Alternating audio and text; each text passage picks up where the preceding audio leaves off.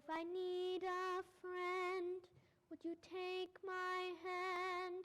Would you turn away, or would you take a stand? Would you leave me out, or would you let me stay? 'Cause it's what you do, and it's what you say. Since I was little, I loved the news. How many kids listened to CBC when they were 3? Most of you were probably listening to nursery rhymes. CBC and radio and TV hosts were rock stars to me. Strange, I know. But most kids I knew were listening to Justin Bieber. I didn't even know he was. Like, who was he? So how do you connect? I've always felt the need to be connected somehow. Many think that you have to do something big, but really, you don't. At 6, I didn't know what that meant.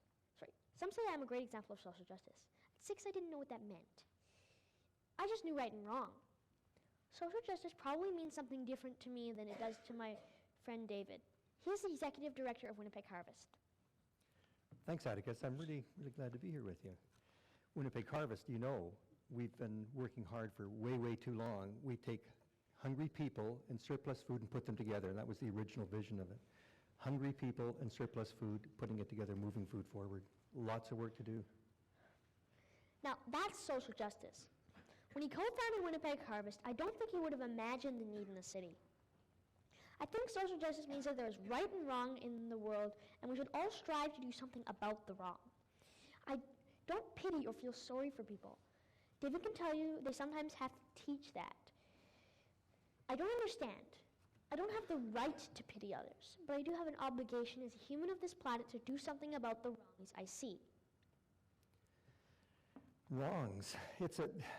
This is a tough issue for me, is that the food bank is still here, so that sense of wrong and right is something we see every day. Every day it shouldn't be right that there's hungry kids in a rich country. It shouldn't be right that we have surplus food to throw out in a rich country. It shouldn't be right. So the justice piece of it is putting a loving response together with good justice. That's a big piece of work. That's a lot of effort yet to go. You see, I think that as kids we have less fear of the world, fewer inhibitions, and that adults have much more. They fear making mistakes. We don't. They fear being told no. We don't. They fear rejection. We don't. Sometimes I think the favorite word adults use for kids is no. So it's only natural we don't fear rejection. Don't eat that, don't climb so high, don't talk so loud, no, that won't work. And on we go.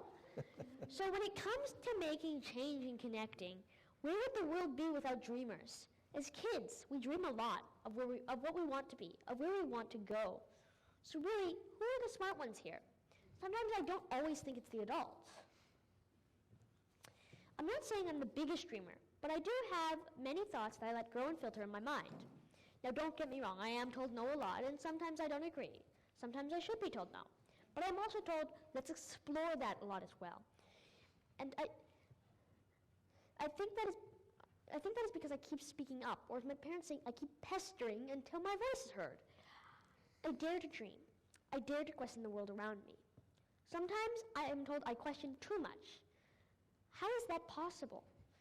If we don't question, how do we make change? Imagine if David didn't question why there were so many people going hungry in Winnipeg. Winnipeg Harvest would not exist. I've been raised to believe that you can do anything you believe you can. That can't is only a word. If you don't believe you can do it, then you can't. People fear failing and mistakes, but failures are some of the best lessons. Think about it.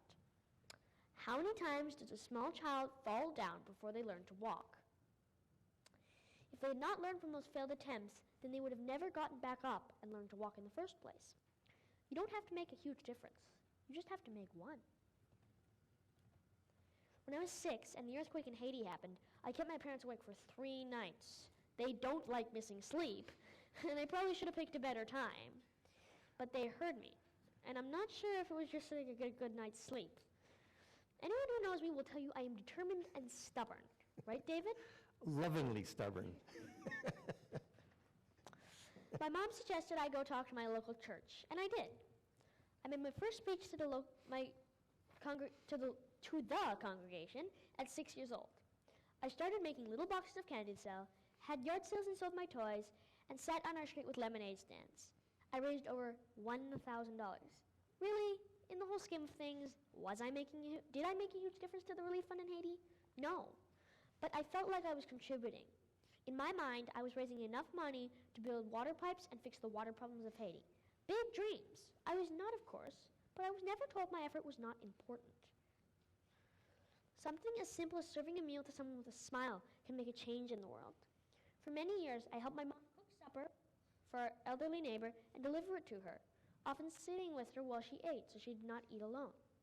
Like I said earlier, it doesn't have to be big. In 2013, I heard David talk on CBC Radio about a desperate need they had. Yes, I still thought CBC Radio was the only radio station around. I will let him tell you about why he was there. We had reached at Winnipeg Harvest a problem with infants, and we had infants coming to the food bank with their moms, obviously, and they were running out of baby formula, and the women couldn't produce milk. So it was a huge struggle to get baby formula to them. We'd run down to about 11 cans of baby formula left, and we went to CBC, and we worked with CBC to be able to do this campaign. The campaign was Hunger for Hope, and that, with other radio stations, pushed forward to say, please send baby formula. And that was the piece of CBC that caught your attention. And you can probably guess what I did. Yes, I pestered my mom. So my mom asked me to talk to my school principal at Atticus Mitchell about collecting at the winter concerts. She agreed, but that wasn't enough for me. I like that word better, my parents to send out an email to their contact list and on their social media pages. Donations started to come in, and my mom and I dropped off over $900 worth of baby formula. Suddenly, I was seen to be doing something big when more donations came in. I didn't understand why. I thought I was doing what I was supposed to do. I wrote a note to David. Do you remember that, David? The note said thank you to me, and it was the oddest thing. We kept saying, no, thank you. You made the difference. And then I told CBC that I was making this an annual event.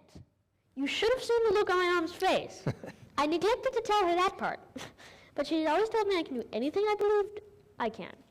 I think I tested her teaching at that moment.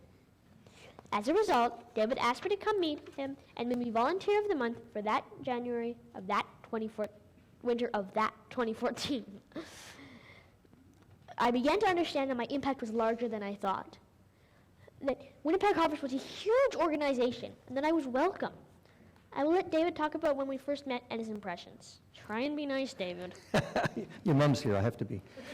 It was a really neat thing to meet. I met other young people over the years, and it's really inspiring, but Atticus came in and he had this energy with him, and he had this sort of burn about him that was truthful. It wasn't sort of say, my mom made me do this, or he came in and he just said, I want to help out. I'm interested. Tell me more, tell me more, tell me more, and what else can I do?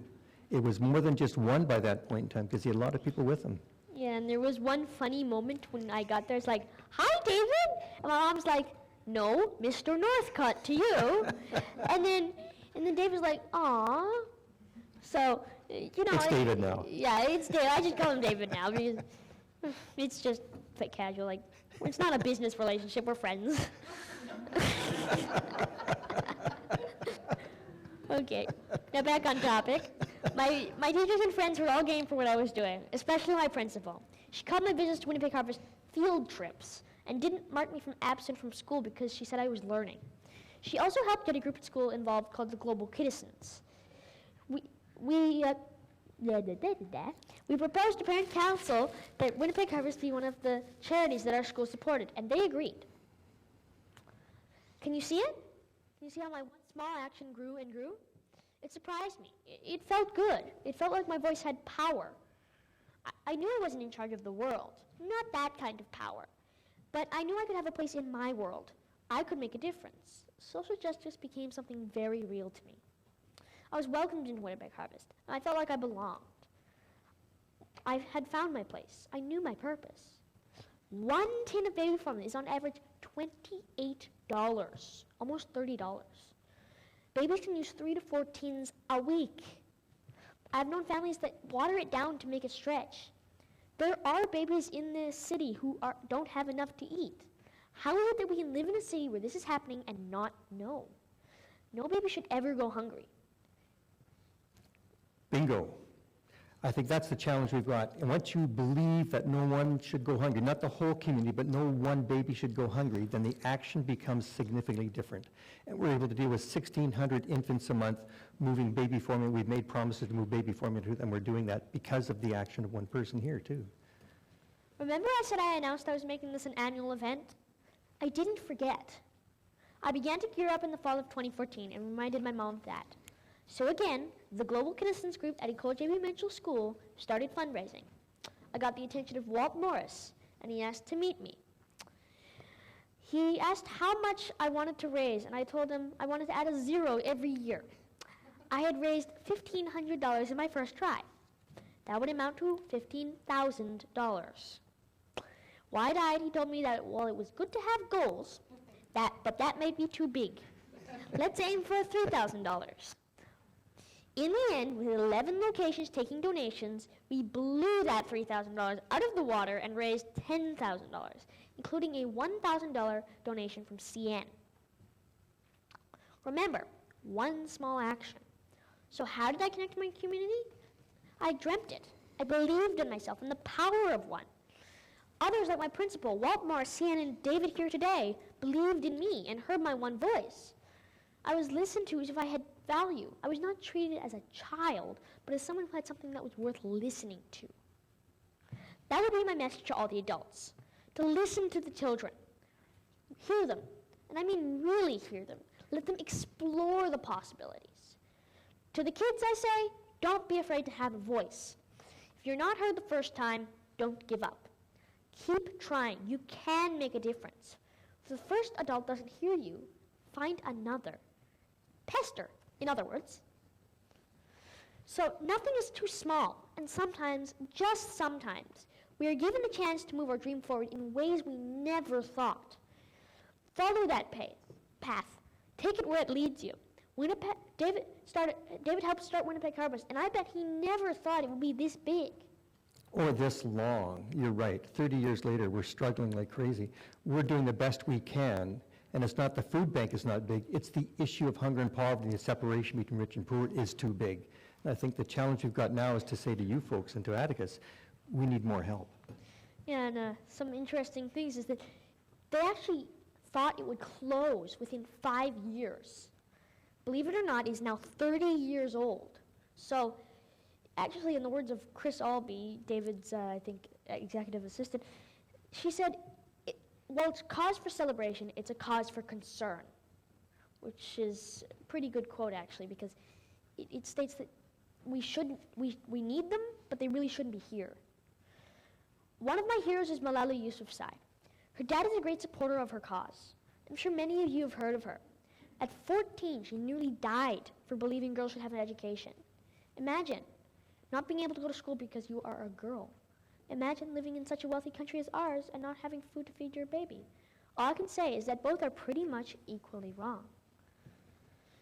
It is not always easy, and sacrifices do have to be made. Like, I've spent long days working toward my goal to feed babies. When I have to do homework in the car, when I have to go to bed late, and when I have to miss activities, it's all okay. I'm working towards no baby ever going hungry again. Along the way, I have met incredible people, had amazing experiences, I've gone to do things I never thought possible, including this thing right here today. For example, I've got to co-host a radio show on CJNU this past December. Most of you have probably never heard of it, except for when the MC introduced it. It's all oldies. I love musicals, jazz, and the music of the 20s and 30s. Who could not love Harry Belafonte's Yes, We Have No Bananas? But I digress. I don't know where this journey is taking me. I do know, however, I want to feed babies outside Winnipeg, maybe up north, and there are so many babies in other countries.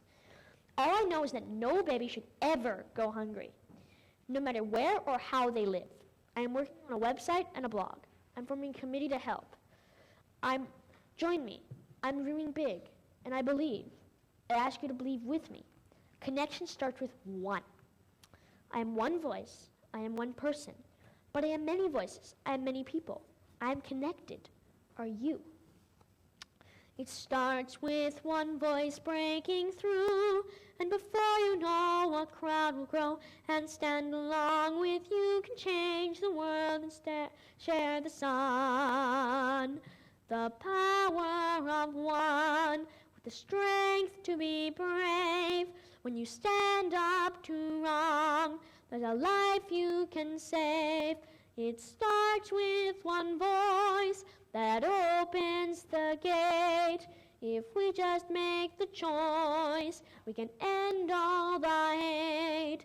The power of one that refuses to wait. No, it's never too late. The power of one. Thank you.